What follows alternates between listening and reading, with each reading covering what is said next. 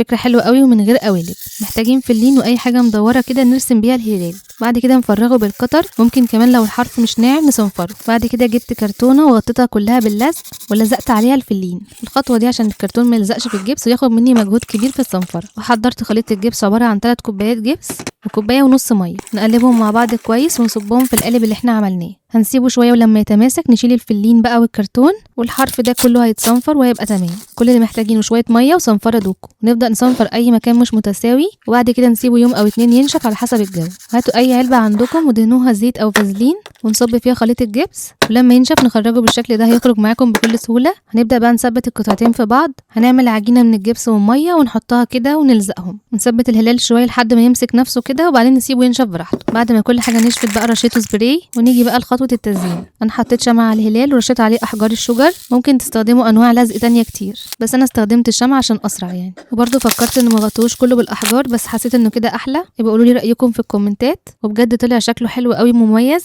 ومحدش يصدق ان هو اتعمل بالبساطه دي ومن غير قوالب.